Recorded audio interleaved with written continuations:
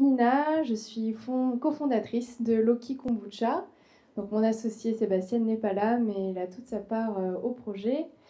Donc nous, on a créé notre brasserie. Donc on produit et on commercialise une boisson à base de thé fermenté qui s'appelle le kombucha. On l'a absolument pas inventé. Kombucha, c'est le mot générique, comme on dirait du vin ou de la bière. Donc kombucha, c'est du thé vert ou du thé noir fermenté. Je vais vous expliquer un peu plus après comment ça se fermente. Donc on est certifié bio, on est également certifié équitable. Donc je vous expliquerai un peu l'approvisionnement tout à l'heure. Donc voilà, on est plutôt sur les secteurs naturalité, santé, et on est aussi sur l'éthique, beaucoup chez Loki. Donc voilà, on est sur 3 critères de la présentation de tout à l'heure. Voilà, donc c'est aussi ce qui nous a motivés à lancer notre entreprise, c'était de pouvoir répondre à ces valeurs-là en tant que fondateur. Donc on a 3 recettes aujourd'hui, c'est que du thé vert fermenté, mais on rajoute aussi des jus ou des infusions, dont une à base de spiruline, menthe poivrée, donc c'est la verte, il y a curcuma citron vert en jaune, carotte gingembre au milieu en orange, thé vert thé puère, donc c'est la version nature, que à base de thé, et pomme betterave. On est sur 2 formats, 33 centilitres, ça c'est celle que vous voyez. On a aussi 75, donc on est sur des magasins bio spécialisés en 75 et en 33. Ils aiment bien aussi le format snacking. Et puis on a fait aussi ce petit format pour répondre aux besoins des restaurants, cafés, hôtels qui sont en recherche de ces boissons un peu nouvelles. Donc voilà, ça c'est une photo, donc il y a Sébastien. Donc nous on aime bien dire qu'on est éleveur de bulles. Voilà, donc on les chouchoute, nos bulles, dans ces grandes cuves. Donc là, ce sont des cuves de 1000 litres. On a commencé avec des cuves un peu plus petites de 200 litres. Mais bon, le kombucha, ça reste quand même toujours, si vous voulez, un bon kombucha, un vrai qui a des effets. Il doit être fermenté à échelle artisanale quand même. Il y a des gros industriels qui ont essayé de le produire. Ils vont forcément devoir le pasteuriser. Or, je vais vous expliquer après, le kombucha, une fois pasteurisé, il n'a plus beaucoup d'intérêt. Donc voilà, le nôtre n'est pas pasteurisé. Donc c'est du thé vert pleine feuille qu'on reçoit. Donc comme je vous disais, tout est bio à 100% chez nous, à part la spiruline, parce qu'il n'y a pas encore le cahier des charges aujourd'hui à l'Union européenne qui a été décidé, mais bon, elle est faite dans les règles de l'art. Donc thé vert pleine feuille qu'on fait infuser. On le sucre avec du sucre blond qui est équitable également. Donc le thé vert vient du Vietnam, une petite filière de producteurs et petite filière de producteurs du Paraguay pour le sucre. On fait infuser tout ça, on mélange et une fois que c'est froid, tac, ça monte dans notre salle de fermentation dans les cuves et là on met en contact ce mélange de thé sucré avec une mer de kombucha. C'est quelque chose que vous pouvez faire à la maison, hein. Si vous êtes curieux, après vous pouvez aller sur notre blog, on vous explique tout pour le faire chez vous. Donc voilà, et donc cette mer de kombucha qui a un aspect un peu gélatineux, comme une mer de vinaigre, voilà, on appelle ça un champignon familièrement. En fait, c'est une symbiose de levure et de bactéries, et donc ces bactéries vont manger le sucre. Vous allez voir qu'en 7 jours, le sucre va baisser drastiquement et ça va monter le niveau d'acidité dans votre boisson.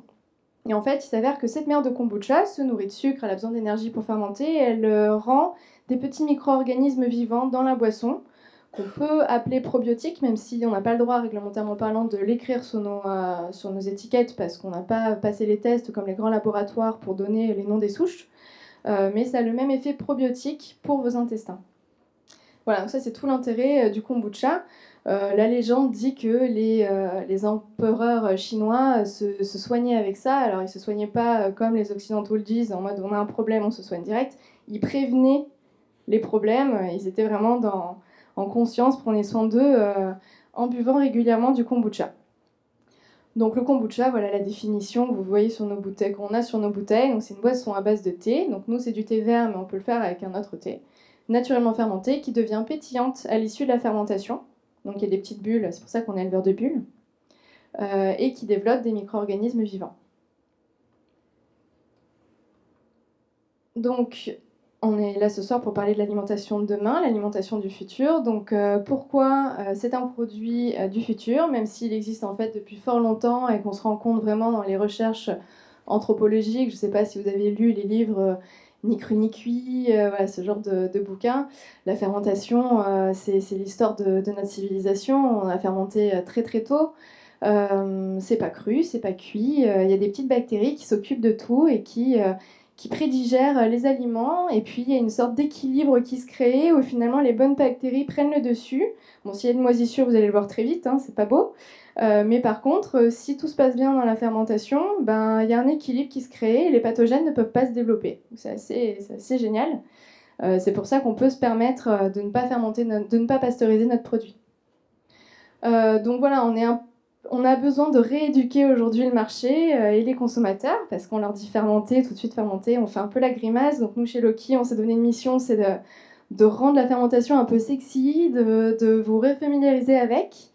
Parce qu'on a été dans cette ère avec Pasteur, où bah oui, forcément, il y a des mauvaises bactéries dans notre environnement, mais elles ne sont pas majoritaires. Il faut savoir que notre intestin est tapissé de bactéries et que sans elles, on ne pourrait pas vivre. Donc il y a aussi plein de super bonnes bactéries dont on a besoin pour bien digérer, pour être en bonne santé. Et on fait de très belles découvertes aujourd'hui. La science, en tout cas, avance beaucoup sur le microbiote. On ne s'intéressait pas trop à notre intestin ces dernières décennies. Aujourd'hui, on commence à aller un peu en profondeur de tout ça. On se rend compte qu'on a un intestin très très riche, que notre manière de manger aujourd'hui, trop stérilisée, trop pasteurisée, fait qu'on a des intestins en pas très bonne santé, un peu faibles. On est même en train de faire des liens avec les problèmes un peu mentaux qu'il y a dans notre société, les dépressions. On est même en train de faire d'autres liens un peu plus sérieux, comme quoi ce serait directement lié à notre ventre, le deuxième cerveau. Donc c'est tout l'intérêt de consommer des produits vivants, des produits tels que le kombucha, mais il n'y a pas que ça, il y a la choucroute, il y a tous ces légumes lacto-fermentés, il y a le kéfir, il y a plein de produits vivants qui sont très intéressants à consommer, que vous pouvez faire à la maison. Et si vous n'avez pas le temps, il y a des microbrasseries comme Loki qui s'en chargent. Voilà, donc pour nous, c'est vraiment l'aliment du passé qu'on va faire venir dans le futur parce qu'on l'a complètement oublié à un moment. Et pourtant, on en a cruellement besoin. Voilà, donc comme je vous disais, la fermentation, ça permet de bien conserver les aliments. On peut conserver un pot de légumes lacto-fermentés pendant plusieurs mois, voire plusieurs années. Il y a pendant la fermentation une prédigestion qui se fait, donc ça améliore la biodisponibilité. Si vous mettez du curcuma, on sait que le curcuma on a du mal un peu à l'assimiler tout seul dans son ventre, s'il est fermenté avant, il va être prédigéré, donc on va pouvoir mieux assimiler les bienfaits du curcuma. Je vous parle du curcuma, il y a plein d'autres choses. Voilà, et puis il y a aussi l'aspect plaisir, clairement. Nous, c'est pour ça qu'on s'est lancé chez Loki, c'est qu'il y a l'aspect santé du kombucha, c'est bien, mais il y a aussi l'aspect plaisir. Le kombucha, c'est une vraie boisson, c'est un soda naturel. On peut le boire à l'apéritif, on peut le boire le matin au petit déjeuner à la place d'un jus de fruits, on peut le boire à la place d'un soda, ou en lendemain de soirée quand on a trop bu, ça marche aussi. Voilà, donc le kombucha est une vraie alternative santé et plaisir. C'est ce que les clients recherchent aujourd'hui et on voit bien cette volonté des restaurateurs d'aller proposer autre chose que du Coca-Cola et des sodas un peu trop chimiques pour pouvoir proposer un aspect plaisir, une boisson pétillante que vous pourrez goûter tout à l'heure, mais aussi très peu sucrée, légèrement acidulée et qui fasse du bien et qui fasse plaisir en même temps aux papilles. Donc notre microbrasserie, elle a été créée, notre premier batch, il est sorti il y a 2 ans, ça fait 3 ans qu'on travaille sur le projet. Dès le démarrage, on a été sur l'éthique du projet parce que on s'intéresse à comment manger demain. Nous, clairement, on a démarré le projet en se disant qu'on en avait vraiment cruellement marre d'être dans nos petits cafés préférés, sur une terrasse ou dans nos restaurants et d'avoir le choix entre de la bière, un Perrier ou un jus de fruits et pasteurisé, les petits pagots là. Bon voilà, c'était un peu triste. Et donc nous, on avait vraiment envie de proposer une alternative. On s'est dit, ça n'existe pas en France et les Français ont vraiment besoin peut-être de découvrir des produits intéressants comme ça. On a voulu dès le démarrage certifier à 100% nos approvisionnements. Donc on a décidé d'être en 100% bio. Ça, c'est des choix très personnels. D'un point de vue environnemental, on ne voulait pas d'un thé plein de pesticides. voilà, on était consommateur bio avant de lancer notre projet de toutes les manières. Équitable parce qu'on peut faire du bio mais complètement exploiter son prochain. Donc voilà, bio, on fait attention à ne pas mettre de pesticides, il y a des critères environnementaux, mais il n'y a pas du tout écrit dans le cahier des charges bio, votre producteur doit être bien rémunéré ou ce genre de choses. Donc on a voulu aussi que ce soit équitable, faire en sorte que le thé, le sucre, ça vient de loin. On n'a pas forcément la main, on va pas les voir tous les jours, savoir comment ça se passe là-bas.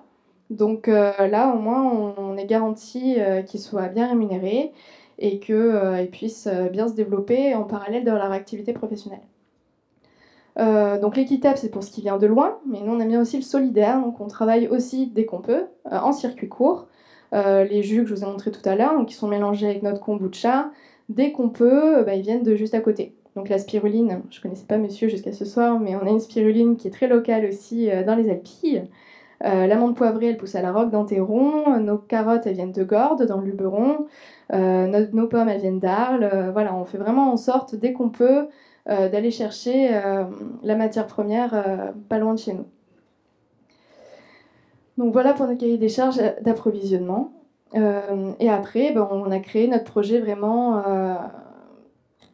un projet qui a du sens. Je pense que les consommateurs cherchent du sens, mais les entrepreneurs aussi, en tout cas nous. Donc on a décidé dès le démarrage d'alimenter en énergie 100% verte notre atelier. Donc on est chez Enercop aujourd'hui, où on est dans la coopérative. Et après on a choisi aussi nos banques d'une manière responsable. Donc on est allé chez le Crédit Coopératif d'abord parce que ils ont une éthique, ils disent ne pas investir dans les paradis fiscaux. On va bientôt être financé par la NEF. Donc voilà, on essaye de trouver d'autres moyens de financement aussi. Notre comptable nous a pris un peu pour des fous, mais on a aussi accepté la monnaie locale complémentaire de la Provence, la roue. Voilà, je ne vais pas rentrer dans ces détails-là parce que c'est pas le sujet, mais on peut payer aussi certains de nos fournisseurs ou certains de nos clients peuvent nous payer en roue. Et donc toutes ces bonnes pratiques sont partagées sur notre blog parce que notre idée aussi c'est de pouvoir aider les consommateurs de demain parce que voilà, nous dans les tendances clairement qu'on a identifiées mais surtout auxquelles on croit et auxquelles on veut participer, c'est que le consommateur se forme de mieux en mieux. On est conscient aujourd'hui que certains industriels nous ont un peu caché certaines pratiques pas très jolies. On a envie de savoir exactement ce qu'il y a dans notre produit, on préfère avoir des listes d'ingrédients bien courtes, savoir exactement ce qu'il y a dedans.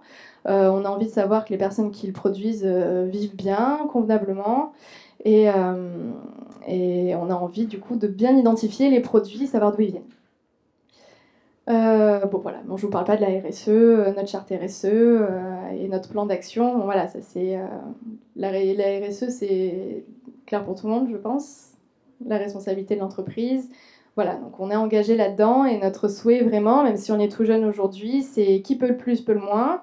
Donc voilà, dès le démarrage, en fait, on est certifié par EcoCert en tant qu'entreprise responsable et l'idée c'est de se développer en créant le moins d'impact négatif possible sur l'homme et l'environnement, de manière générale.